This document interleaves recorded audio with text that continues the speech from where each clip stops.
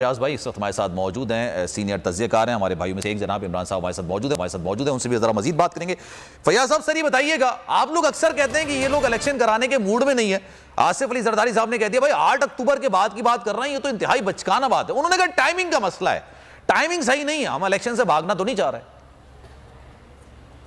बिस्मिल्लाहिर्रहमानिर्रहीम। सबसे पहले तो सुलेमान साहब, मैं आज इस मौके पे कि जब बेगम सफदर साहिबा उम्रा करने गई हुई हैं अपने पूरे खानदान के साथ, तो मैं एक छोटी सी रिक्वेस्ट करूंगा बोल्ड टीवी के जरिए से, हुक्म करें सर। कि हर मुसलमान जब हज या उम्रा करता है तो उसका बुनियादी ऑब्जेक्टिव होता है कि उसे अपने सारे गुनाह जो उससे पहले किए होते हैं वो माफ करवाने होते हैं और वो नीट एंड क्लीन होकर वो वापस अपनी जिंदगी बसर करने के लिए अपनी अमली जिंदगी शुरू करता है। तो अब वो उम्रे के लिए गई हैं, तो मुझे उम्मीद है कि वो जो नंगी गंदी वीडियोस, ऑडियो और वीडियोस जिसका वो खुद अपने मुंह से इतराफ करती हैं कि जनाब मेरे पास ढेर लगा हुआ है हर सियासतदान का, हर ब्यूरोक्रेट का, हर जुडिशरी के जजेस का, जनरलों का, पता नहीं किस किस का, तो मुझे उम्मीद है कि वापस आके वो तौबा तायद करेंगी और वो तमाम की तमाम ऑडियोज और वीडियोस उन्हें इकट्ठा करके नजर आतिश करेंगी कि मैं अब उम्रा कर रही हूँ, मैं अपने सारे गुनाह बख्शवाई हूँ, मैं बिल्कुल नेकोकार बन के आ गई हूँ,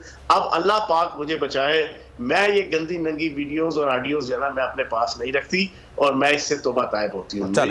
मुझे उम्मीद है कि बेगम सफदर उम्रे के बाद आके पहला काम ये करेंगी ताकि पूरी पाकिस्तानी अवाम के सामने जो उन्होंने इतराफ खुद किए हुए हैं उसके कंटेक्स्ट के अंदर जनाब उनकी पर्सनैलिटी थोड़ी सी निखर के जो है वो सामने आएगी। पहली चीज ये मैं चाहता था।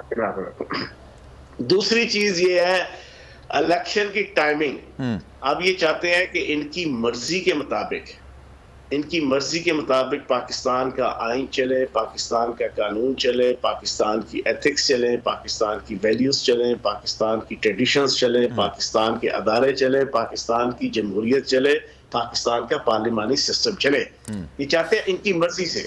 मतलब है इनकी मर्जी होगी तो टाइमिंग ठीक है, इनकी मर्जी नहीं होगी तो टाइमिंग खराब है।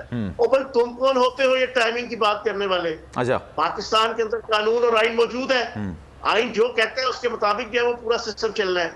आइन ने जो है वो सदर की, वजीर आजम की, पार्लियामेंट की, सेनेट की, कौमी असम्बली की, चारों असम्बलियों की, कश्मीर और गिलगित बल्तिस्तान की लेजिस्लेटिव असम्बलीज की, हर एक का जो है वो हर चीज डिफाइन की हुई है कि किसने किस मौके पे क्या करना है, कैसे करना है, क्यों करना है, उसके मुताबिक चलना है। टाइमिंग उसकी चलनी है। टाइमिंग आसिफ अली जरदारी की ख्वाहिशात के ऊपर नहीं चलनी, या बिला वजह भुट्टो की ख्वाहिशात के ऊपर नहीं चलनी, या बेगम सफदर या उस पूरे आले शरीफ की मर्जी और मंशा के मुताबिक नहीं चलनी। तो मैं ये समझता हूँ कि आसिफ जरदारी साहब मान लें कि जनाब उनकी सारी की सारी मकैनिकियां और फुर्तियां जनाब फ्लॉप हो गई हैं। एक अकेले इमरान खान ने और पीटीआई ने जनाब उनकी सारी सियासत का जो धुआं निकाल के रख दिया है, टाइट फिश करके रख दिया है। अब ये इलेक्शन से जो है वो सारे मिलके जो है वो भागते फिर रहे हैं। अच्छा, इमरान भाई हमारे साथ मौजूद है। इमरान भाई सर ये बताइएगा, ये कौमी सलामती